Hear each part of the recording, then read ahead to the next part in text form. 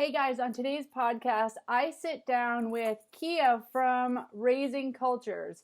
Now, I probably don't even need to introduce her. She's an amazing foster and adoptive mom, and she is known for her Facebook page, Raising Cultures, which got went viral and got a bunch of publicity because of some of the experiences that she was sharing about the racism that she experienced because she has adopted a white baby and she is a black mom.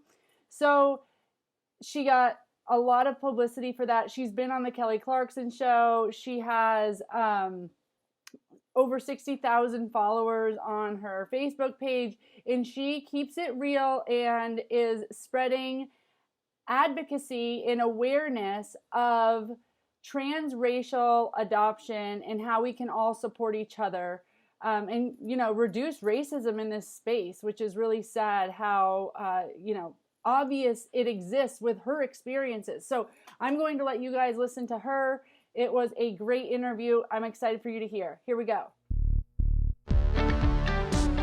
Hi, I'm Rebecca Britt, and this is the Stable Moments Podcast, the show where we discuss all things related to the foster care system and early childhood trauma, from foster parents, trauma experts, former foster kids, and beyond. We'll take a deep dive into the complexities of the foster care crisis in an effort to better understand how to fix it. Well, thank you so much for taking the time to hop on this podcast. I know that you have probably get requests all the time. You guys have kind of had a storm of media and stuff. It's been wild, but it's been great. It's been great. That's awesome. So if you could tell everyone who you are for people that don't know. I can't imagine there's many people in the foster adoption world that don't know who you are, but if you could tell everyone who you are and kind of how you got started in foster adoption. Yes. Okay. So my name is Keia Jones-Baldwin. I am a foster parent, and I'm also an adoptive mother to three beautiful children. I have a biological daughter who's 16. And when she was around 7 or 8 years old, she was the only child. And she was like, "Mom, I want a sister. I want a brother," and I'm like, "Oh, we've been trying." But, me and my husband were unable to, unfortunately have children. And we tried, in vitro and, all these fertility doctors and everything. And, nothing just, panned out for us in that area. And so, it led us to foster care and ultimately led us to adoption. And, we're so thankful that it did. Because, like I said, we were able to be blessed with our three beautiful children. That is so awesome. Now, I think I know that your first placement was actually your biological daughter's friend. Is that Yes. true?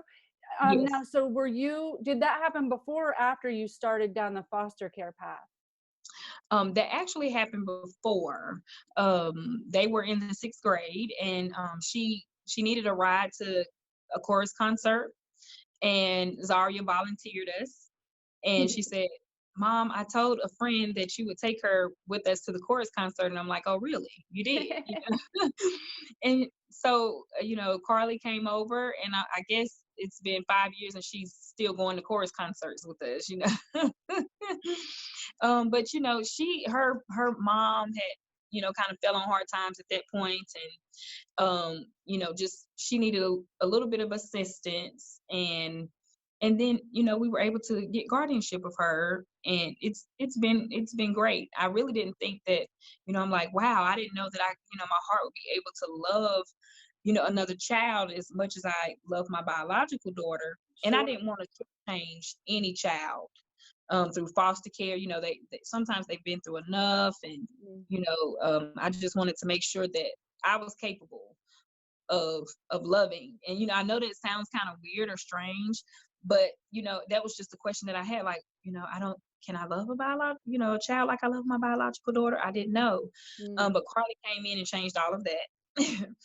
And so we started down the road of fostering because my husband always joked that he got jealous that he was outnumbered in the house and wanted to get some boys down in there. And so yeah, it's been fun. It's been a roller coaster, but it's been fun. I like that you bring up that you had the question, some biological parents question, can I love my second biological child as much as I love my first? And so it's very fair that you would question, could I love a non-biological child as much as my biological? And I think that's a really natural thing. And I'm so glad that, it really sounds like through your infertility journey and through your daughter, having your adopted daughter come along, that God really had these plans for you. Yes, and we are so grateful. I think that when we try to do things our way, it just don't ever pan out. But when we follow, the divine order that God has for us, it always works out. And a lot of people, I always get the question, well, why didn't you adopt a Black child? Or, it's a lot of Black children in foster care who need, loving Black parents. I always say, well, I can only get the children that God sent me. We fostered Black children. And luckily, they were able to be reunified with their birth families, which is the points of foster care. That's the essence of what foster care is. You stand in the gap for children while their families are getting themselves, their parents are getting themselves together, and then hopefully they'll be able to be reunited with their families. Right. And when that don't happen, then you can follow the protocol of adoption and all of that. And my children that I have, they didn't have that opportunity to be reunited with their birth families. And so, I can't imagine bringing a baby home, whether white or Black or Hispanic or Chinese or whatever, and having them from birth, and then 2 years later we find out, oh, now they can be adopted. And I say, oh, well, they're not Black, so just put them back in foster care and I'll wait on a Black child. Like that would, like, no, I would have never, me and my husband could have never, at that point we loved our son whom we had since birth. Well, and people would have all sorts of things to say about you if you did that too. It seems like no matter what you do.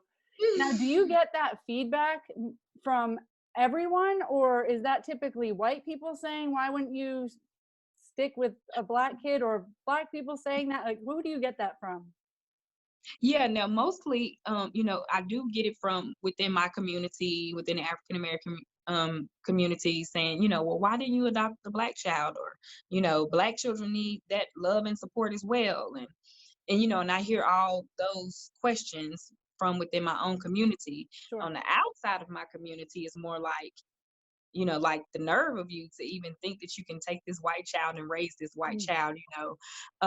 They would be better off with a white family. He would be better off with a white family. And all of sometimes it's like, oh, you kidnapped the child, or those are the type of things that I get on the outside of the African American community. But we've learned to kind of just roll with the punches, because my baby's here to stay. He's not going anywhere. Right. And I'm sure the people speaking up saying those things are currently opening their homes to multiple foster kids. Right, probably not, but yes, not exactly. It's always like that. The ones that are doing the most talking is not nowhere near being a foster or an adoptive parent, for that matter. Yeah, that's tough. So, I know you have a son, Aiden. Yes. So tell us about Aiden and how he came into your life. Aiden, oh my gosh. I always call him my brilliant son. And I probably shouldn't say this, but when he was younger, I always like, he is the smartest kid I know. Like, we've had him since he was 3 years old. And he was just so like smart and wise beyond his years. And my daughters would be like, hey, like, I'm smart, right, mom? And I'm like, yeah, you are, but Aiden's just so smart. He's smarter. No.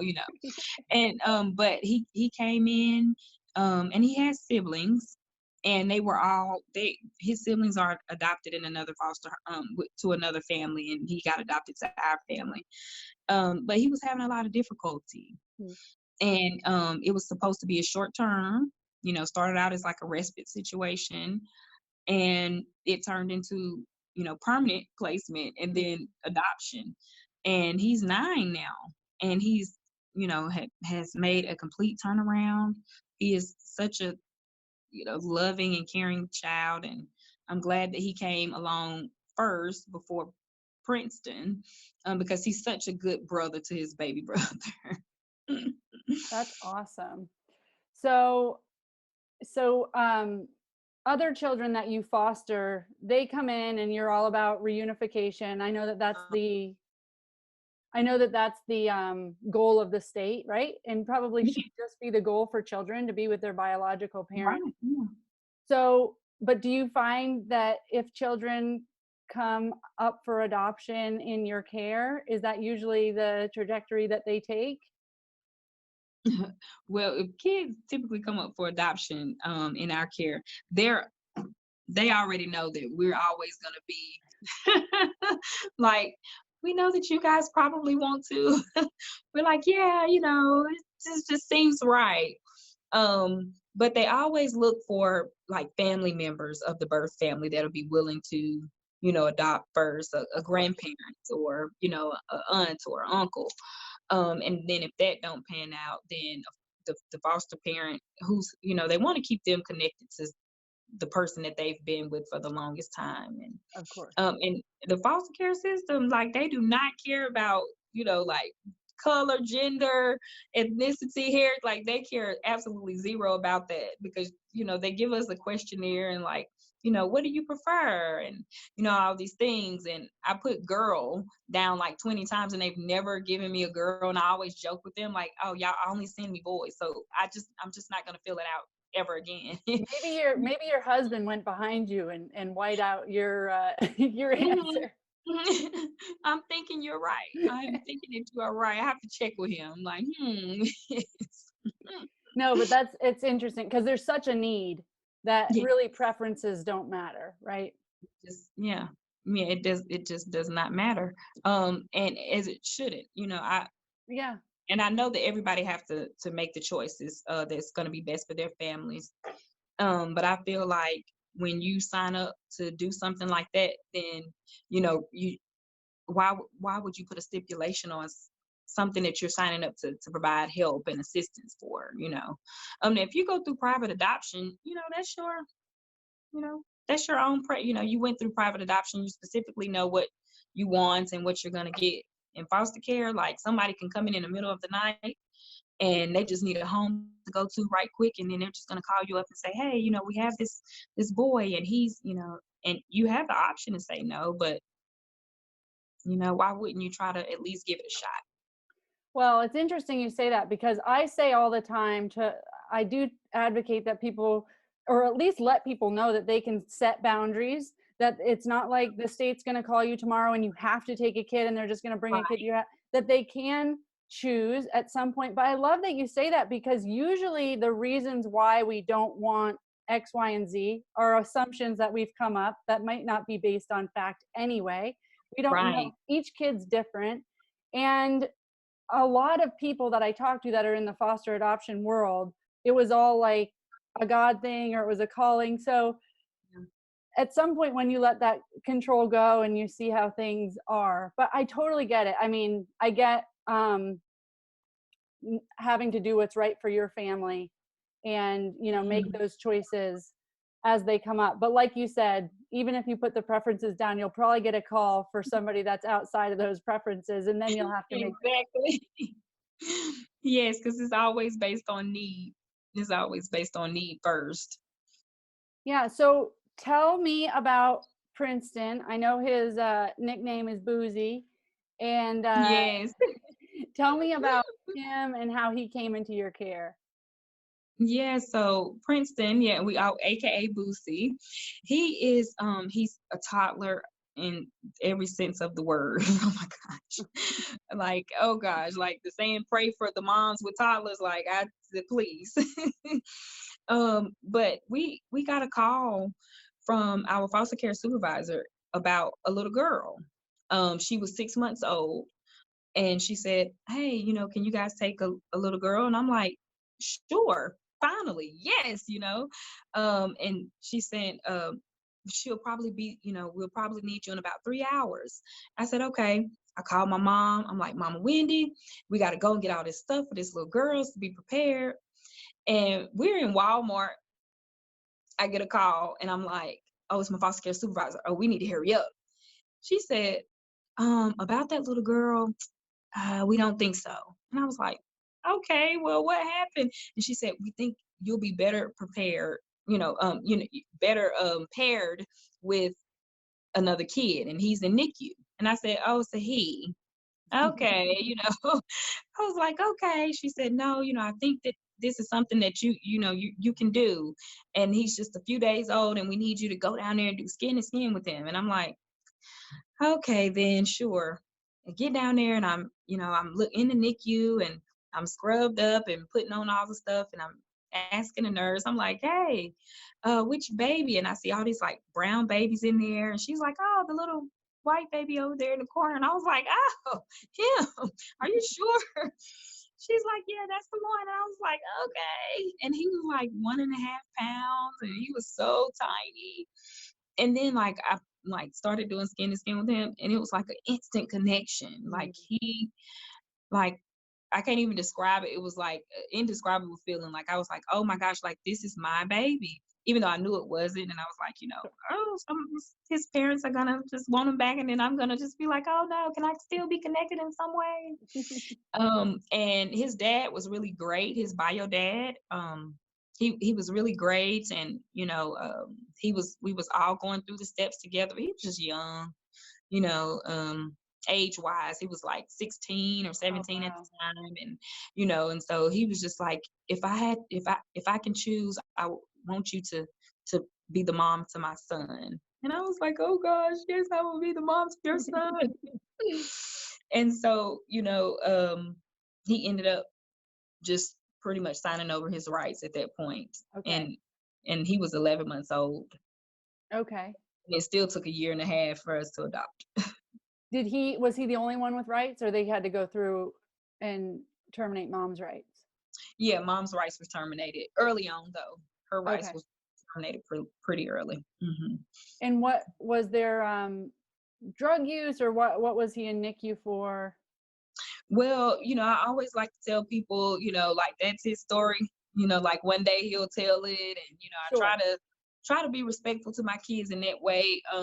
But there have been stories circulating on social media about him being in NICU for substance use and things like that. So I that's the extent that I will say, but I'll let him. Hopefully, one day he'll be able to meet his birth mom, and they'll be able to talk about those things. And I love that. I love that you respect that. That's a beautiful answer.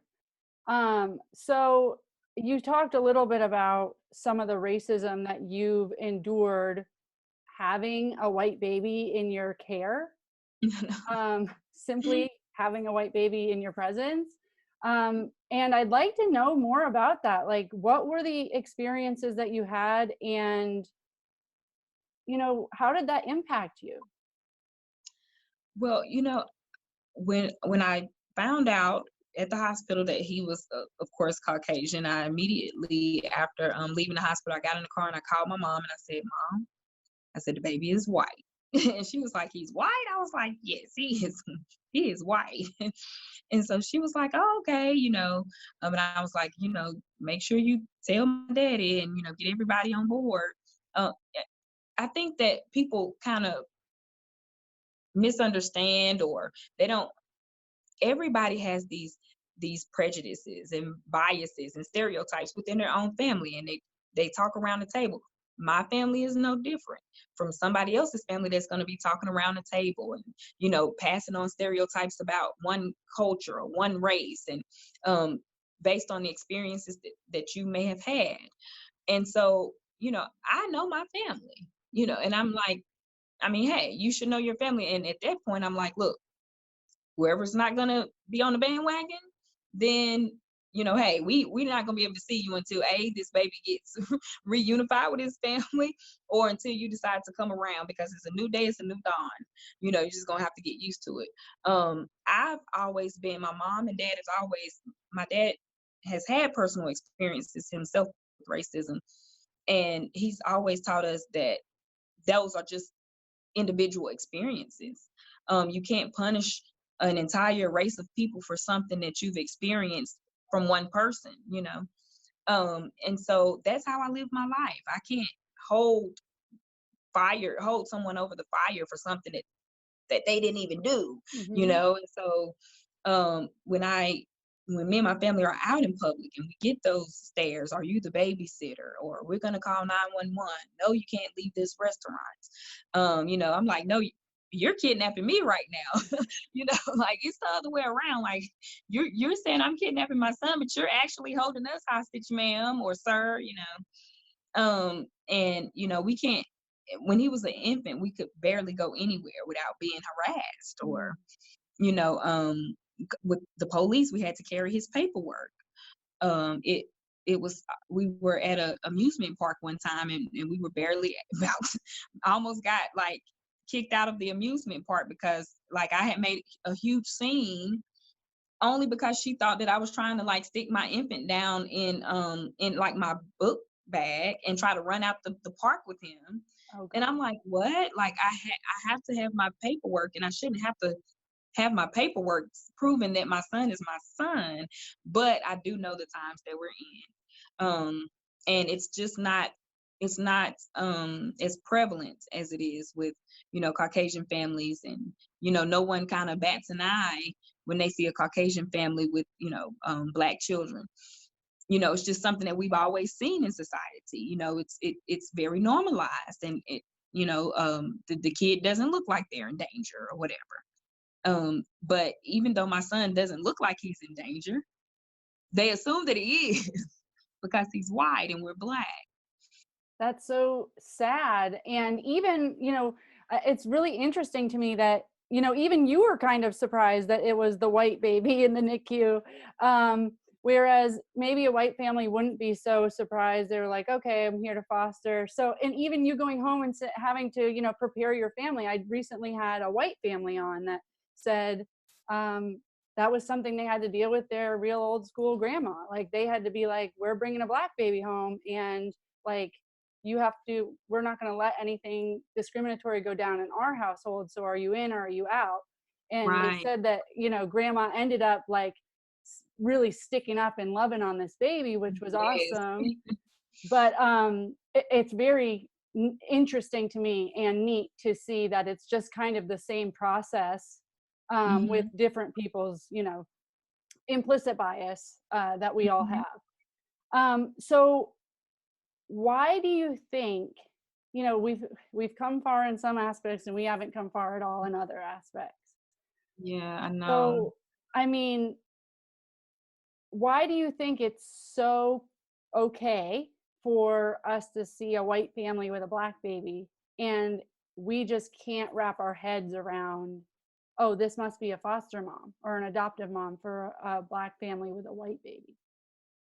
Well, I think that, you know, I had a conversation with a white mom in this group, and she has a African American son, and we were in a foster care group together.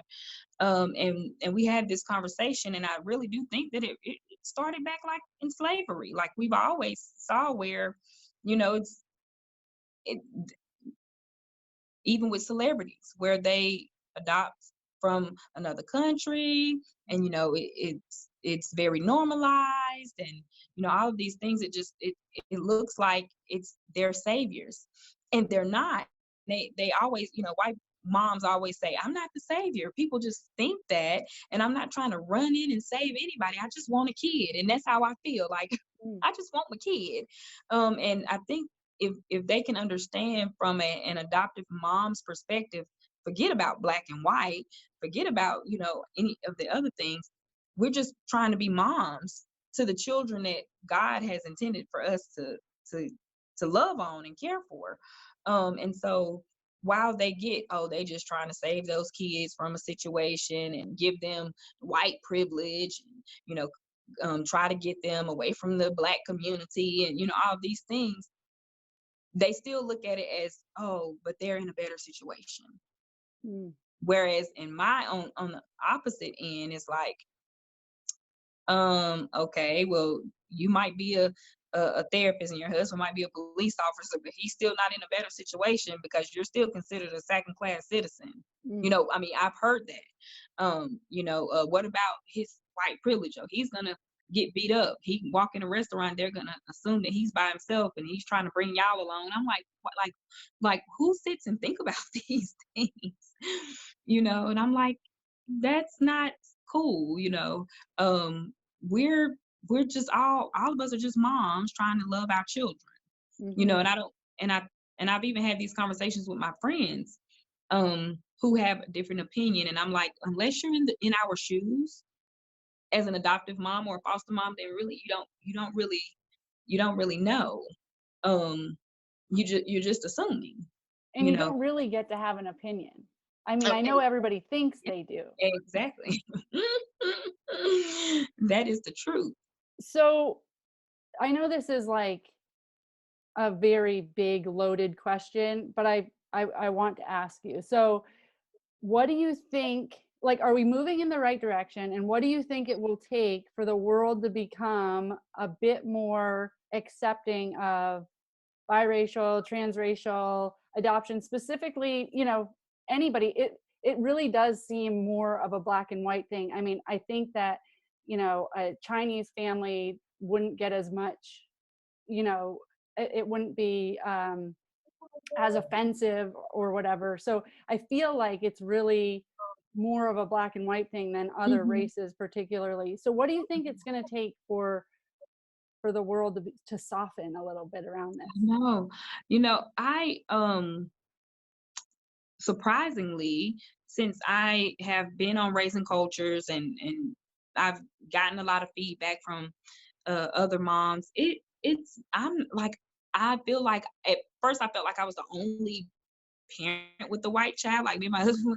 But it's several families that I'm learning about that have also, African American families that have also adopted white children. And so it's not, while it's rare, it's not like extremely rare.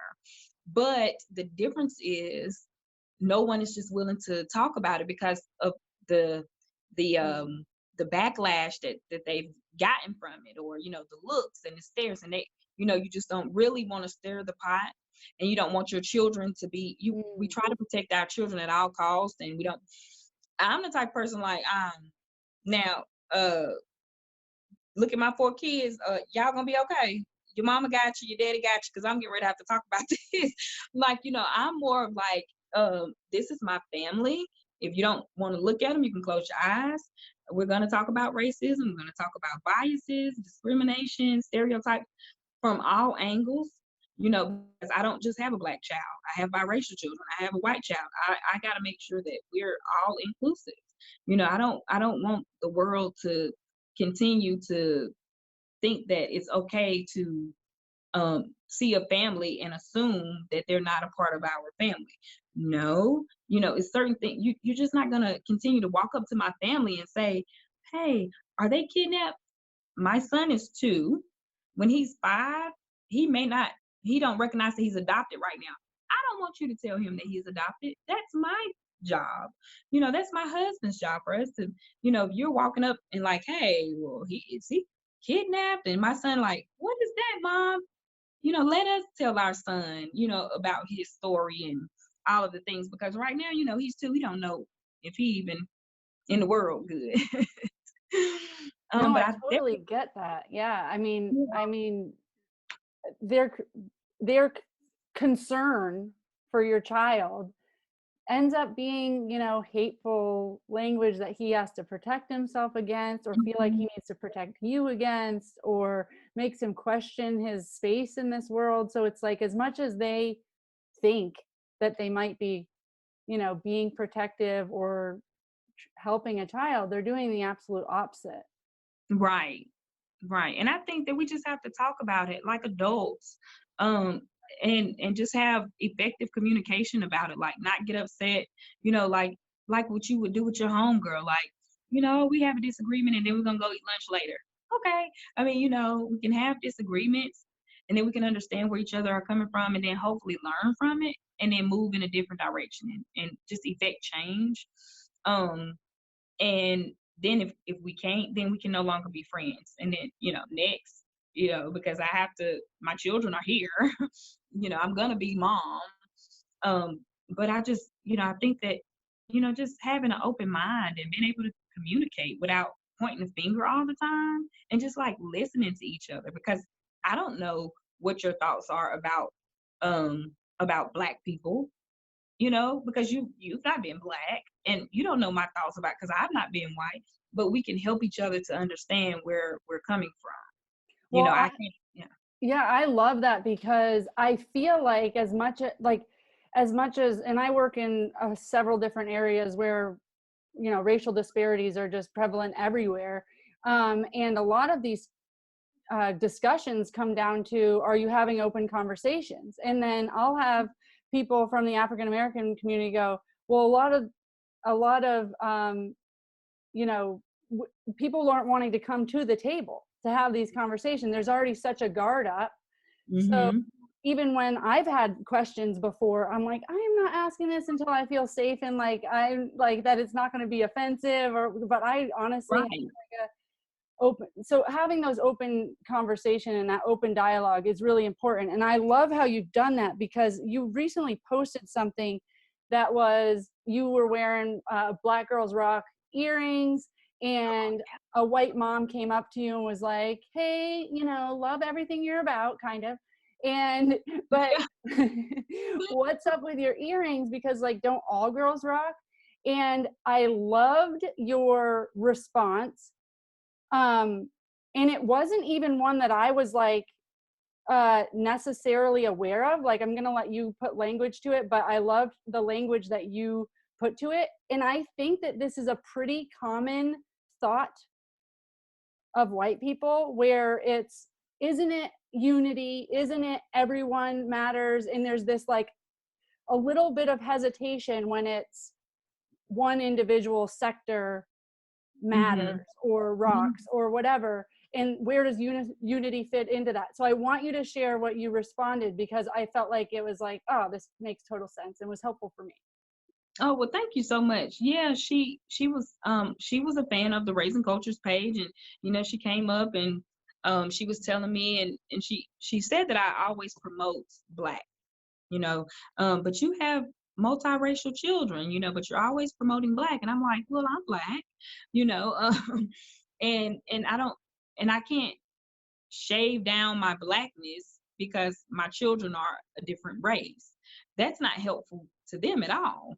I have to be 100% who I am, and then I have to support them in them being 100% who they are, and I don't have to be ashamed of that. I don't have to dumb that down or hide that or anything like that, for my kids to know that I love and respect their whiteness, their biracialness, like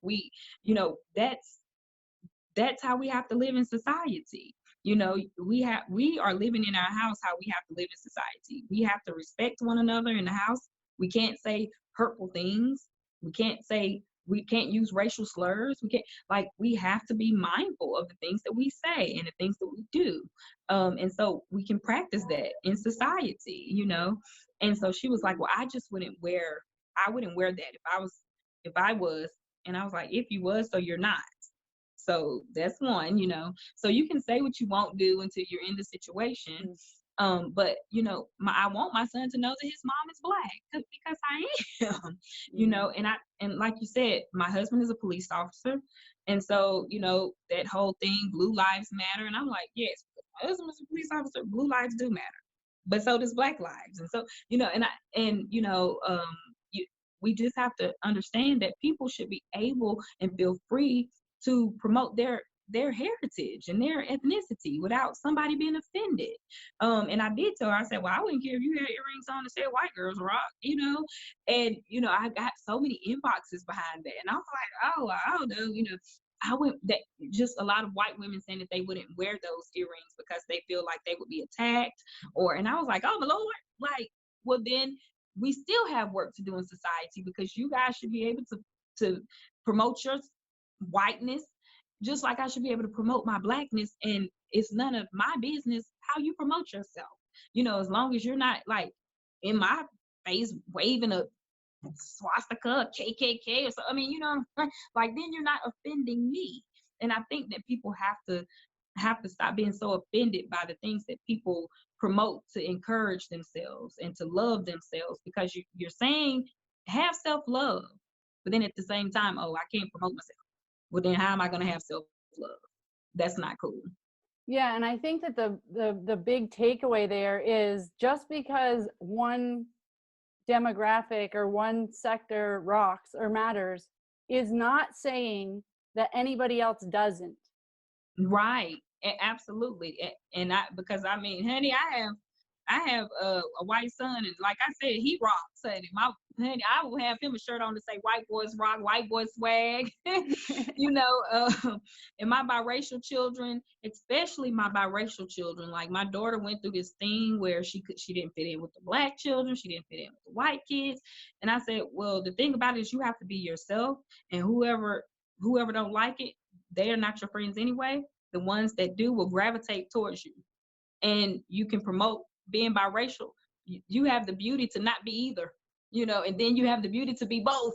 Like that's cool. Like you better, honey, own all of that, own both sides of it, know who you are, and then people will gravitate toward that. And now, I mean, she's such, in such a better place now, and and I just encourage her to be herself, not black, not white. You're both. That's who you are. And so, you have to own that. You have to own that 100%. And so, my daughter, my African American daughter was in African American study type thing, and she was like the president, and she wanted her sister to go and do a march with her, and she was like, I don't want to do it. And so she got mad, and I was like, no, you can't get mad at her for wanting to be with you in the African American stuff. Maybe she needs to start a biracial one. So we're having these conversations in my household, but we have to be who we are and have to own it 100%. Yeah, so that's really interesting. I had a question to ask you about how race plays a role in your household, and how do we respect and honor different backgrounds without highlighting differences. But it's really sounding to me like you're okay with highlighting differences. I mean, you're allowing everybody to show their individuality, and it doesn't need to be, we're all the same, we're all different. We are all who we are, and that's okay, and you can explore that. And as a social worker, it's funny, as a social worker once, I was up in Vermont, like super super white, right? And Yeah. I happened to have a black girl on my caseload, and she was out in the middle of nowhere, like rural country town, whatever. And so we try to like honor her heritage and like bring her 45 like miles south to somebody that can do black hair, like a black hair salon, and like we get her braids or whatever, so that, like, she can feel good about, and like she was like, I want to like wrangle cows, like, and she wanted to wear her afro, like she couldn't care Right. less about braids or her heritage. Like, she was being raised on a farm with a white family, and she loved the horses and the cows, and that's how she was. And Right. it was funny how we Yeah. were like trying so hard to help her identify with something she didn't really care, like she just felt like a kid. Right, just trying to be a kid. I think that a lot of times, because I feel like representation does matter, but the kid, I think they will let you know. If you have, like, I have a biracial, I have two biracial children. I have a white child. I want to make sure that they see themselves in Mm-hmm. our house, because I don't know, you go, of course, if my white son go out into the world, he's going to see himself represented in movies and books and magazines, and all these things, but you might not see your family represented. And I think that's where people get off track. Like, he's gonna see himself represented, but your black child might not see herself. Like, no, that's not necessarily true, because his family is multiracial. Mm. So he may not see himself represented as how he would look at his family. And Right. so therefore his identity is within our, he has, his identity is within our family, and then he has his own identity. And so I said, so I'm working on making sure that transracial adoptive families are represented, because my children are going to look at that when they get older. They Mm-hmm. want they want to see that representation as well. So it's not about, oh, keeping, they have to be um represented, and they have to have their hair done by a black salon, or they have to go over here, and I want them to make sure that first they can see themselves in society and not be judged for the family that they have. And then we Mm. can move forward with trying to do something else. But right now I got to make sure that they're feeling that type of representation first. How do you Mhm. approach that in a super rural, like if it's an all black community or if it's an all white community? How do you approach that, like building representation in a place where it's just not diverse? Child's not going to see that. Yeah, and that is the part where a lot of like families that I've talked to, um you, this is my thought, and I know this is not everybody's thinking, but if you have planned to adopt and you don't have a preference, and then you understand, or that you're going to be adopting a child of a different race, so then at this point, not 50 years ago, not 60 years ago, because we was in a different time, you know um but at this point, we know how important representation is.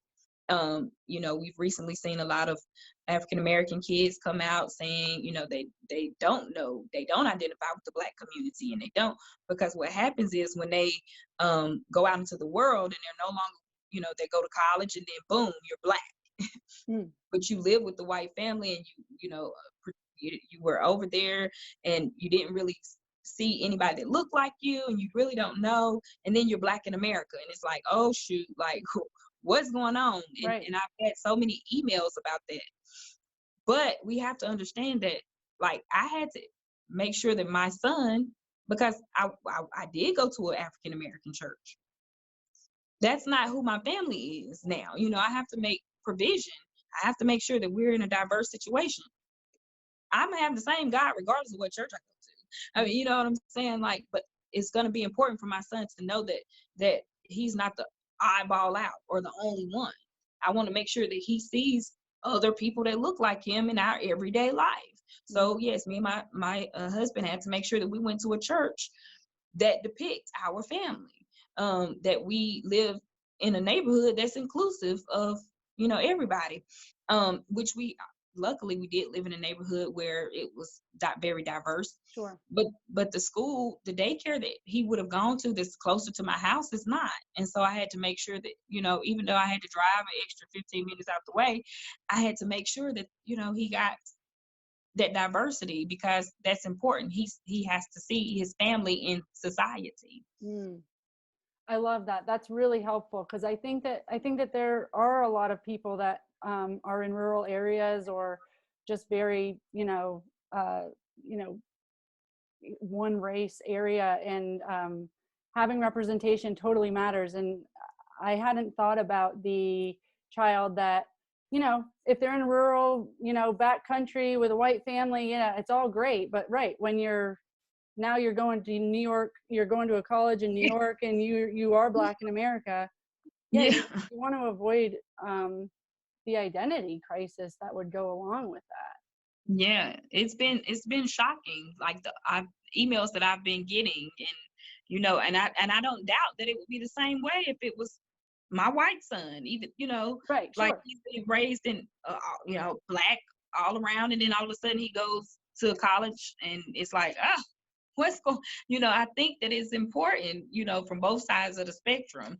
And he may not experience what a black child is going to experience in America, but I still want him to be sound mental and with his own mental health, and and not have to have an identity crisis, like you said, later on in life.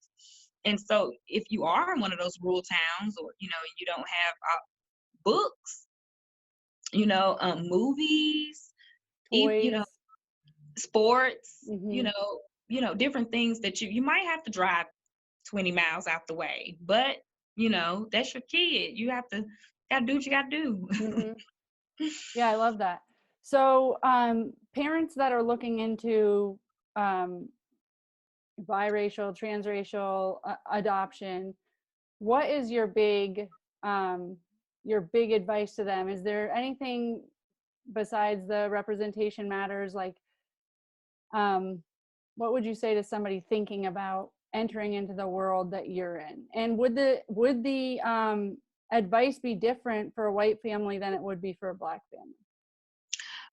I would definitely say yes. I would say this, the advice that I would give overall is I always go back. I am a therapist, so y'all know, but I always go back to Maslow's hierarchy of needs, because when you first get a child, it does not matter what color they are, what color you are. They need love. They need those basic needs, and anybody can provide that. You know, I'm like, if you loving and supporting them and that attachment and trying to build a bond, it's no way that you can focus on, okay, well, oh my gosh, they're white and I have to, oh, they're black. Like, no, like we need to make sure that we're getting this bond together, so that's just around, across the board. Like, focus on loving your kid first, and focus on getting that attachment and that bond, and sharing those things that a mother and a child would share, or a father and a child would share, and getting them acclimated to your family, and you learning them, and then after that, then I would say to a black family that's trying to adopt transracially, be prepared, because it's it's not a walk in the park. Like, it's not easy, because if you've never really experienced racism before, you will experience it if you have a white child in your home. And it's mainly it's definitely mainly like from the older white people. I think that generations after, you know that generation, they're totally cool. It's fine. I would say just be prepared, but don't waver, because your kids need you. I mean, if those are the kids that God sent to you, then you be their parent. And it's the opposite. White families, like I said, just keeping them connected. If you don't know anything about the black community, then try to get to know, or if you have a Hispanic child, whatever, try to keep them connected to their heritage as much as possible, because they definitely will appreciate that later on in life. I love that. So, tell me about Raising Cultures. Where are you? I know that you've got a big following. Where are you headed with it? What are your hopes for it? Man, Raising Cultures is awesome. Like, I have never met so many foster and adoptive, like, that's my cyber family. I like when I went on Kelly Clarkson, or when we first made the video to announce Princeton as a part of our family officially. Like, I would get so much hate mail, and so much spam in my inbox about like killing my son, like he's a dog and he needs to be put in a kennel, and like all these things, and I would be so overwhelmed. And the one thing that I have learned about the foster and adoptive community is that they stick together, black, white, or honey, it does not matter. And I had a conversation with a friend the other day, and they was like, I just don't think that white moms get it, that the black. I was like, honey, no, because they do. Like, if you are a white parent to a black child, you have those same fears that I would have as a black mother to a black child. Like, okay, well, my son is going to be driving, or like, I can identify with that mother with that. You know what I'm saying? Like, I'm not going to take away just because she's white, she don't have those same fears for her son. Like, I'm not going to do that. But I've learned that, that, like I said, it's such a loving community. The platform that we've set up to where people can feel free to come on and just ask these hard questions, or, without judgment. That's the part that I want people to understand. Like, I like zero tolerance for judgment. Like, I would block you, I would delete you. Because we're trying to move forward, and I can't move forward if you're going to continue to hate and not, and it's okay to ask a question. Like, sometimes people, when I first started the page, they was like, why would you ask that? Why would you say that? And I'm like, because it needs to be discussed. And so now it's a platform where I see a lot of like side conversations going on about race, and then they work it out themselves, and I'm like, oh my gosh, it's so wonderful. And then they're not. I've heard a lot of people like, I've never been able to ask this question, and it, Mm-hmm. I got it from you or got it from another cyber sister or brother, and I was just like so thankful. A hair question, or a question about dark skin versus light skin. I mean, like anything. Like we talk about everything. At the end of the day, if anybody's on Raising Cultures, they see how transparent my family is. And we talk about stuff, and at the end of the day, we still are family, and that's how I treat Raising Cultures. We can talk about it, we can fall out, and then at the end of the day, I'm still gonna be like, I love y'all. And that's, I think it's good to have that type of community, because it just takes a lot of stressor off you as a parent, and it's just a no judgment zone. Yeah, I mean, I think that we need it in a lot of areas right now, just a safe space for A us to safe talk about space. race. Yeah. Because it really feels like it's like there's no stupid questions, because as far off as somebody might be, if they're vulnerable enough to ask the question. Right. Yeah, I'm open, and I always say that. Like, I don't get offended easily. I try to put myself as a therapist, like I always try to put myself on the other side of my desk. Like, I'm like, I can be in anybody's situation in an instant. One thing happened to my kid and I'm like, oh, falling all out. And I try to just be mindful that we don't walk in each other's shoes. And so you don't know what I struggle with unless you ask, and you might get it wrong. And then I just have to say, no, this is how it is. And, it's not that, you're not gonna admit like, oh, I was wrong, because I've seen that on Raising Cultures too. Like, people, oh, I was wrong. I was thinking this, but I was wrong about it. And then people are like, oh, okay, no problem. Let's just move on with that, and that's what it's all about. Like, us coming to an agreement that it is what it is. I asked the question, I got what I needed, and now I can move on, and feel like, whew, I don't have to worry about being judged or being looked at a certain way or being cussed out, or Well, yeah, because, and the different community members jumping in and saying their experience, because we don't get to wrap this up in a pretty bow. We don't get to say, right. this is the Black experience, this is the white experience, this is what a white child in a Black family's experience. Like, everybody at the end of the day is an individual. There's big systemic things that add to that, and a lot of people can have the same experience, but also everybody's experiences together is really what's helpful, so that people can glean insight what it's like for somebody in Detroit versus somebody in rural Oregon. It's Exactly. Right. It's different. It is different. very cool. Well, where can we find you, and how can we support your cause? Yeah, so we're on Facebook at Raising Cultures, on Instagram Raising Cultures as well.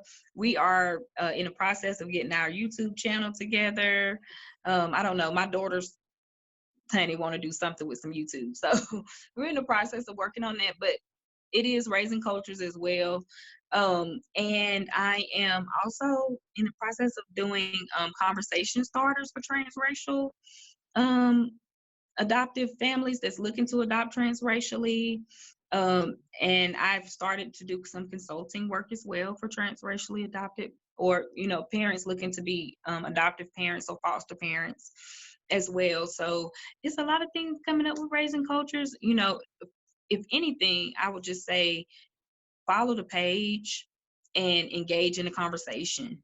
Share it, because I think that the more it's seen, then the less, like, stereotypical, or the less, all these things, negativity, the less negativity we'll get. Yeah, and do you welcome everyone to your page? Because I'm thinking, like, with the Stable Moments program, I train providers to offer services to foster adopted kids. So I'm like, providers need to be given given this information, this experience. Social workers that are working with these families need to understand these certain experiences. So do you invite everyone, not just foster adoptive Yeah. parents?